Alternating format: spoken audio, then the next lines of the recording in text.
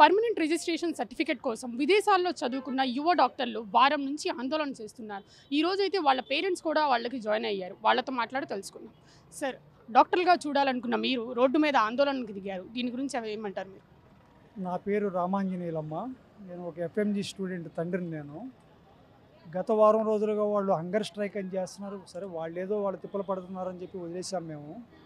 కానీ వాళ్ళ present situation ఏంటంటే, వాళ్ళు ఎంతో నాలెడ్జ్తో ఎఫ్ఎంజీ అనే ఒక కఠినమైన పరీక్షను పాస్ అయ్యి వాళ్ళు ఒక డాక్టర్లుగా స్థిరపడదాం అనుకునే టైంలో ఒక రిజిస్టర్ గారు అండ్ చైర్మన్ గారు, మరి వాళ్ళు తెలిసి చేస్తున్నారో తెలియ చేస్తున్నారో మాకైతే తెలియదు. వాళ్ళకున్న ప్రెషర్స్ ఏంటో మాకు తెలియదు. వాళ్ళు మామూలుగా ఉద్యమం చేస్తుండే పిల్లల్ని అత్యంత కిరాతకంగా జుట్లు పట్టి ఈడ్చి కడుపులో తన్ని పిల్లల్ని ఆ రకంగా చేస్తుంటే మేము చూసి తట్టుకోలేక వాళ్ళతో పాటు మేము ఉద్యమంలో పార్టిసిపేట్ చేయడానికి వచ్చాము. పిల్లల మీద కొన్ని అబండాలు వేస్తున్నారు. వాళ్ళ ఫేక్ సర్టిఫికేట్లను అయ్యని ఇయ్యని వాళ్ళు ఏదో 4 గోడల మధ్య నుంచుని కూర్చుని వాళ్ళు నలుగురు మీడియా వాళ్ళని పిలిచి వాళ్ళ దగ్గర ఉన్న ప్రూఫ్లు అయ్యో వాళ్ళు చూపిస్తున్నారు. కానీ ఒరిజినల్ ప్రూఫ్లు ఏంటో అనేది పిల్లల దగ్గర ఉన్నాయి. మీ పత్రికా ముఖంగా మేము కోరుతున్నాము, అదే రిజిస్టర్ గారిని, అదే చైర్మన్ గారిని మీరు పత్రికా ముఖంగా మీరు ఆహ్వానించండి. వాళ్ళని పిల్లలు 4 వస్తారు, పేరెంట్స్గా మేము 2 వస్తాం, లైవ్ డిబేట్లో కూర్చుందాము. ఎవరి దగ్గర ఉన్న ప్రూఫ్లు ఏంటో 5 నిమిషాల్లో తేలిపోతుంది.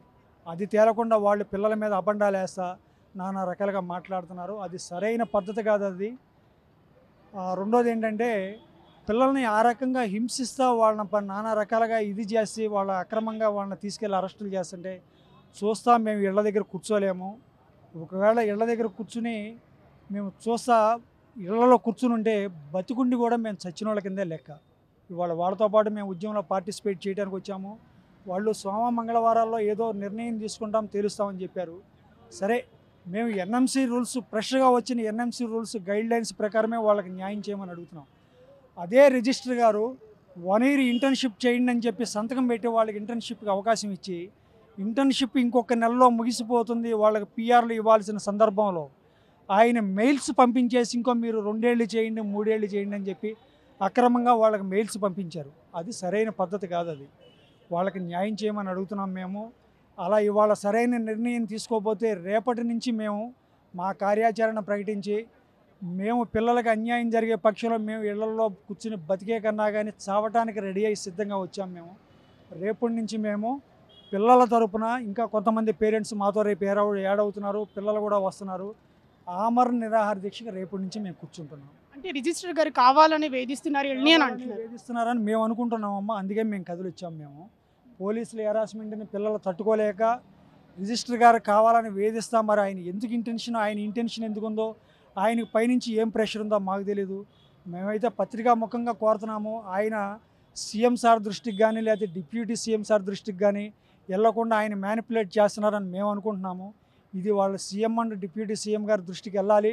వాళ్ళ తరపున మేము న్యాయం చేయాలని కోరుకుంటున్నాం. మేము వాళ్ళ దృష్టికి ఇది తప్పనిసరిగా మీరు పత్రికా ముఖంగా తీసుకెళ్ళండి, లేదా పిల్లలతో లైవ్ డిబేట్లో కూర్చోబెట్టండి రిజిస్ట్రార్ అండ్ చైర్మన్ గారిని.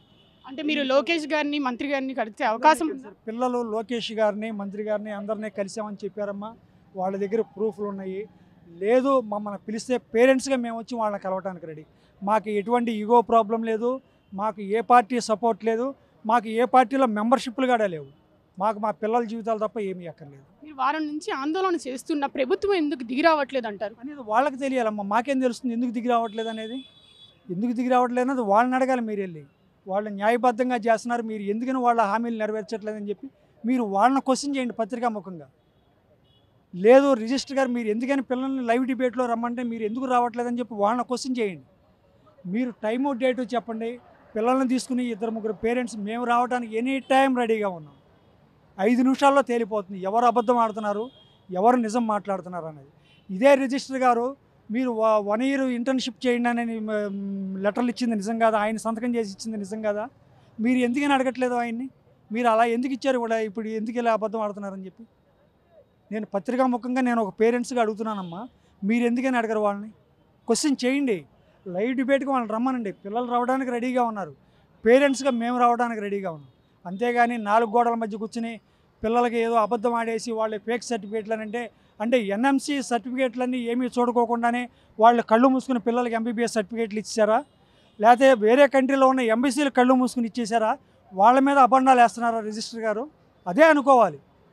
మీరు ఎంతో కష్టపడి చదివించారు, ఇప్పుడు రోడ్డు మీద నిల్చుంటున్నారు. ఇదంతా ఎవరి వైఫల్యం అంటారు? చాలా బాధాకరంగా ఉందమ్మా, మాకు చాలా బాధాకరం ఉంది. మేము పిల్లల్ని చదివించడానికి కానీ ఎన్నో కష్ట నష్టాలకు వచ్చి పిల్లల్ని చదివించి ఈ స్టేజ్కి తీసుకొచ్చాము, కానీ ఏ రోజు బాధపడలేదు. ఇవాళ చాలా బాధపడుతున్నాం మేము. ఇక్కడ వేరే రాష్ట్రాల్లో పిల్లలు ఏదో ఉద్యోగానికో లేకపోతే చదువుకోవడానికి వెళ్ళి అక్కడ కష్టం వస్తే ఇక్కడ గవర్నమెంట్ దృష్టికి తీసుకొచ్చి మాకు పలానా రాష్ట్రంలో కష్టం వచ్చింది మీరు సాల్వ్ చేయండి అని అడగటం వేరు. ఇవాళ సొంత రాష్ట్రంలో కష్టం వస్తే ఎవరికి చెప్పుకోవాలో అర్థం కాని పరిస్థితి పిల్లలది, పేరెంట్స్ది కూడా. మరి ఇదే ఆంధ్రప్రదేశ్లో ఇంటర్న్షిప్ చేసే పిల్లలు ఇక్కడ 2 years చేస్తున్నారని చెప్పి పక్కనున్న తెలంగాణ, కర్ణాటకలో ఇదే పిల్లలు వెళ్ళి అక్కడ 1 year చేసి పర్మనెంట్ రిజిస్ట్రేషన్ తీసుకున్నారు. అంటే ప్రతి రాష్ట్రంలో రూల్స్ వేరేగా ఉంటాయని చెప్తున్నారు. దాని గురించి అందరూ ఎన్ఎంసీ గైడ్లైన్స్ని అమలు చేయాల్సిందే. ఆయన ఎండలో ఇక్కడ కూర్చున్నారు, కారణం ఏంటి? మా మనవరాల కోసం వచ్చానండి. మా పిల్లకి అన్యాయం జరుగుతుంది, మా పిల్లకి న్యాయం చేయాలి. నమస్కారం. అంటే మీ మనవరాలు డాక్టర్ చదివేసింది, కానీ ఈరోజు ఇబ్బందులు పెడుతున్నారు. అవును, మీకు ఏమనిపిస్తుంది? మాకు బాధ అనిపిస్తుంది. వాళ్ళు ఇక్కడికి వచ్చి ఉంటుంటే మాకు ఇంటికాడ ఉండబుద్ధి కావట్లేదు. అంటే మీరు ఎప్పుడు ఇలా రోడ్డు మీదకి వచ్చి ఉండరు? వచ్చారు కదా, మీ మనవరాల కోసం వచ్చారు? మా మనవరాల కోసం వచ్చారు. 15 రోజులు జ్వరం అయినా కూడా రోజు వస్తున్నాడు. ఏమైపోతారని భయం. కోళ్ళేమో అక్కడ ఉంటుంది వైజాగ్లో పిల్లల గురించి. రాత్రి వచ్చింది పిల్ల గురించి. ఆ పిల్లకి న్యాయం చేయాలండి. తెలుగులో ఫాస్టెస్ట్ న్యూస్ యాప్ ఇప్పుడు కొత్త అవతారంలో 5 సెకండ్లోనే పూర్తి వార్తా సమాచారం మీ చేతిలో.